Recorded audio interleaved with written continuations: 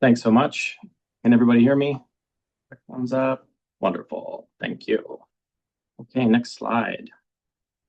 So today we're going to try to go through a few things. There's a lot to get through. I'll try to do it in a timely fashion. I'm hoping we can get to an understanding of key care principles for this population, describe the comparative advantages and disadvantages of available alcohol use disorder treatment options in pregnancy, identify some factors that would require referral to specialist services depending on your practice and where you're practicing from. And then discuss considerations for peripartum and postpartum care planning for the parent-infant dyad. Just a general note about language. In maternity care, the language can often be gendered. As a general note, while the majority of pregnant people identify as women, some pregnant people, example transgender or non-binary, do not identify as women. So you should just be using the appropriate nomenclature and language for the patient that's in front of you. Next slide. So this is just a quick visual. I helped lead some work for the drinking specific part in pregnancy for this website, helpwithdrinking.ca. There's a great patient-facing resources that you can provide to patients and some provider resources that include clinical guidelines, principles of care, and everything that you see here and more. So I do recommend checking out the website, helpwithdrinking.ca. Okay, next slide. So really quick, background on alcohol use during pregnancy. Up to 10.5% of individuals report alcohol use after learning that they were pregnant. It's a high number, and there's reasons for that. It's the most commonly used substance and the most common used substance use disorder related just to cultural normalcy and availability. There's also things like societal pressure. There's some limited awareness or misconceptions about risk to the fetus. Often coping with adverse life experiences, unplanned or unwanted pregnancy, social, cultural, and personal significance of alcohol, and then as well as alcohol use disorder. Okay, next slide. So if you get anything from this presentation, I really want to bring this home. You know, as particularly as medical practitioners, we tend to focus on the drug or focus on the part of the history that's causing all the problems, or at least that we perceive to be causing all the problems, whatever the substance may be. Really, what we should be focusing on in conjunction with the substance is the social determinants of health, all that social scaffolding, okay? If you're able to get someone, you know, housed, fed, safe access to income, safe access to timely and effective medical care, et cetera, you're gonna drastically improve the wellness trajectory of a dyad, okay? So it's important not to let these other things fall by the wayside. And I'll get into some of this a little bit later. Next slide. So implications of alcohol use during a pregnancy. It's a known teratogen. Everybody here knows, and it's known widely that alcohol can cause birth defects, and fetal alcohol spectrum disorder affects about 4% of people living in Canada. That number surprised me. That's quite high. The effects on the pregnancy, that may be a little bit less well known. It can cause spontaneous abortion or miscarriage, preterm birth, and even stillbirth, as well as intrauterine growth restriction. And then the fetal alcohol spectrum disorder is well known. Next slide. So some important principles of alcohol use care in pregnancy, and these are really important principles across any care. Unfortunately, some of these tenets or pillars of care can be missed or neglected when a patient may have a substance use disorder in front of us. So really respect for autonomy, agency, individuality of patients. And again, awareness of those other social determinants. It's not all about the drug. It's not all about the substance. Trauma and violence-informed care is very, very important. And really, you know, the opposite of trauma is not necessarily healing, but power. And the way we can empower our patients is making sure we're respecting their autonomy. We're looking at the whole person, all the other social determinants, okay? Of course, integrated medical management involving a team and specialized care if needed. Harm reduction is very, very important. Abstinence can be effective for some, but it can be a big mountain to climb initially, making sure that we're having discussions around how we can reduce harm if substance use continues. Strength and resilience-based care, making sure we're offering culturally safe and humble care. Really emphasizing parent-baby togetherness, rooming in, keeping them together. Everybody does better, mom and baby, when they're kept together. recovery-oriented, and of course, evidence-based practice. Next slide. So understanding duty to report in BC, arguably there's no more stigmatized person than a pregnant substance-using person. And that can be a large barrier to be accessing care, and fear of involvement of MCFD can also be a big barrier to that. We need to be aware of Indigenous people's histories with child removal. Of course, ministry involvement in family welfare does disproportionately impact our Indigenous population. In BC, there is no duty to report for perinatal substance use alone. Substance use on its own is not a reason to be calling the ministry. I hope that's understood. And reporting substance use while a person is pregnant without consent, classically known as a birth alert, really is violating patient confidentiality and principles of consent. So often I'll have providers approach me and say, well, this patient's pregnant, she's using alcohol, or she's using fentanyl, or she's this, we should call the ministry. Well, really, there's no duty to report because there's no person at risk of being harmed, medical legally speaking. That being said, involving the ministry early, if you feel like that's going to be something that's going to benefit this family, is something that can be done with consent, and often I will call with the patient, or a representative of our care team will call with the patient, to get that ball rolling and let the social worker know, hey, these are the things that we're putting in place. This is the plan, so that when the baby is born, and if there is a concern, there's less kind of reactive apprehension or splitting up of that family by the ministry, and there's more collaboration and potential for this dyad to remain together. And then always discussing confidentiality and duty to report with the client prior to substance use screening. You don't want to be asking all these very sensitive questions, and there may be very sensitive answers. And at the end of that very sensitive conversation, you say, well, based on these answers, I need to call the ministry.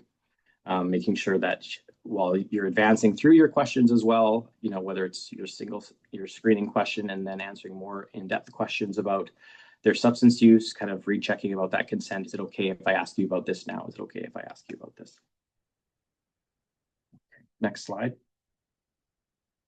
So speaking to that, when you are screening for alcohol use, a pregnancy is this wonderful opportunity for both patients and providers.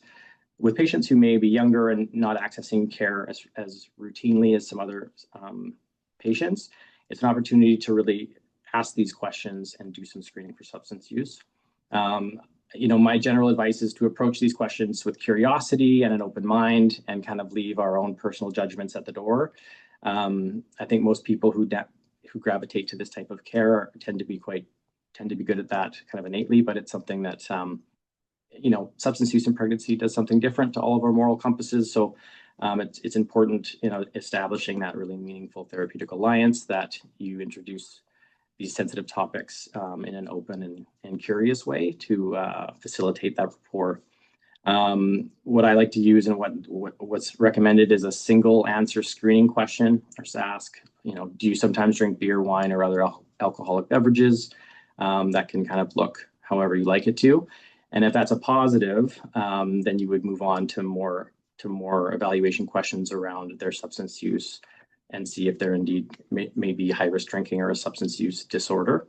Also in pregnancy, there's the BC antenatal record, which there's a little snippet of here that does show some of the questions that you would be prompted to ask if filling out that antenatal form. Excuse me. Okay, so tips to cutting back on alcohol use. So your patient screens positive. She says, yeah, you've just started developing some rapport. They acknowledge that they're maybe drinking a bit more than they should. Immediately, you could kind of give some advice around, reaching out to supportive friends or family, ask people not to drink around you, choose alcohol-free drinks, engage in alcohol-free activities, try other ways of relaxing, and ask your healthcare provider for some help. And again, assuring the patient that the conversations are private and confidential.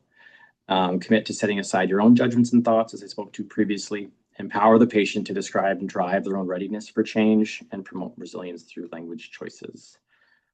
Again, be curious, leave your judgment at the door. So pharmacological treatment, this is a really big topic. I'll try to get through it quickly here. I mean, I'm not I don't want to be mindful of time. So really kind of two major contexts in pregnancy and in alcohol use that we're going to talk about. There's the acute management of alcohol withdrawal, as well as prevention medications to prevent return to use. And generally, this is with both of these categories, it's a risk-benefit conversation. The risk of the pharmacotherapy to the fetus should be weighed against the known risk of teratogenicity with alcohol in pregnancy. Next slide.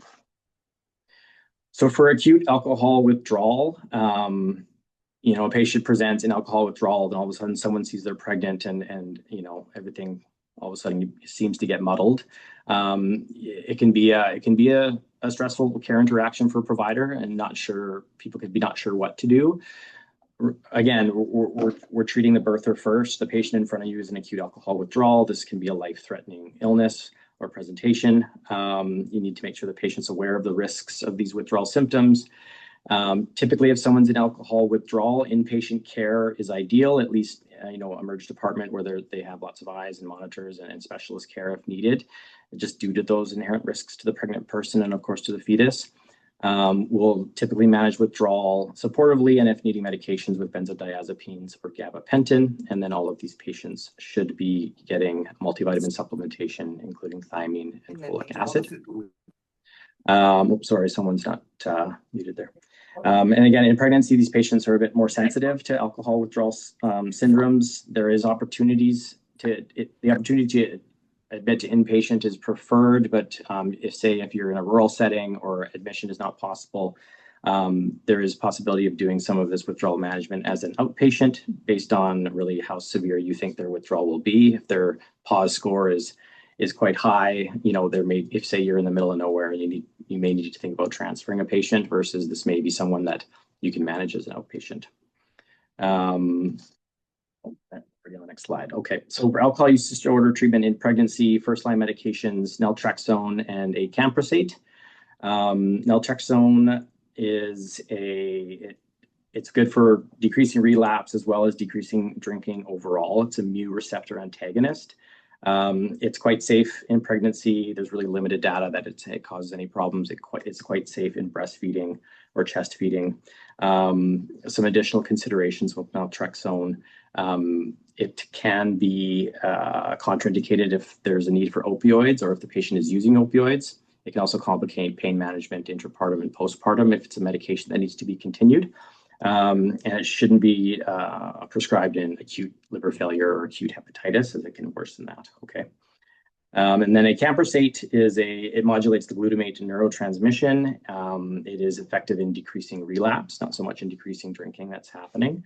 It is established safe during pregnancy. There's some animal studies where there's dose-related changes to the eye, I believe, retinal malformation and also some kidney dysgenesis, but that's quite high in animal studies or high doses. There's really been nothing seen in human studies. And the risk benefit, if it's an important medication for them to be on to not drink, the benefit certainly would outweigh any theoretical risk. Something to keep in mind, the TID dosing can be a bit challenging. Naltrexone's once a day, where acamprosate or Camprol is 3 times a day, which can be a bit more challenging to have perfect adherence to. And then gabapentin is kind of second line. It can cause some dizziness, drowsy, ataxia. It is a GABA agonist. It can contribute to cumulative sedation if there's alcohol on board or if there is other sedating substances on board. And then again, topiramate and disulfiram. Topiramate should not be used. No cleft lip associations for birth defects. Disulfiram also associated with some birth defects, as well as can be quite a violent reaction to be taking that when using alcohol, which can have its own complications. Next slide. So I did go through quite a bit of this already. There's also going to be, at the end of the slideshow, there's some PDFs of some of the graphs that we go over a lot of these medications from helpwithdrinking.ca. So I won't go over all of this again right now, but I encourage you to look at that on your own time. You can go to the next slide. And of course, psychosocial treatment and interventions should be offered to all pregnant individuals with alcohol use disorder to support abstinence or reduce alcohol consumption. pretty robust evidence for cognitive behavioral therapy, motivational interviewing, and contingency management. Next slide, please. And it takes a village. Multidisciplinary management of alcohol use disorder in pregnancy is preferable. Ideally, there's a primary care provider. It may be the person that the patient initially presents to, or some screening and brief intervention and referral for treatment can happen if needed. It may be the maternity provider, may be a family physician or obstetrician. This is somebody who should be involved to monitor any potential pregnancy or fetal-related complications. Again, at the end of the slideshow, there's an infographic that we developed showing some things that you can do during pregnancy to monitor. And then for an addiction medicine specialist, if this is something that you think is required for your patient, particularly with someone with severe alcohol use disorder requiring medication for withdrawal or relapse prevention, addiction medicine specialty would be required. And then integrated care teams, really probably the most important part of this. All of our allied supports that look at all the rest of that social scaffolding. We can have these patients can get all the medical care they want, but if they don't have somewhere safe to live and a safe source of income, some cultural supports if needed, mental health access, the improvement is not going to be very sturdy or long-lived. Next slide, please. So referral, when should you be referring to specialist services? And again, I think this depends on the provider, depends, what your comfort levels are. It depends on where you are, what access to specialist care that you do have. Particularly though, if a patient is presenting with acute alcohol withdrawal or substance withdrawal, this can be medically complicated, and instead of the alcohol can be quite dangerous.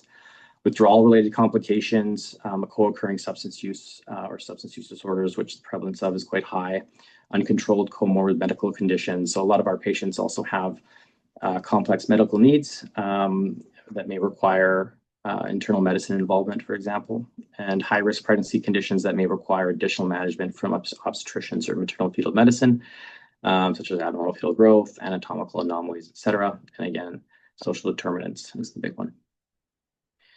Next slide. So considerations for peripartum care.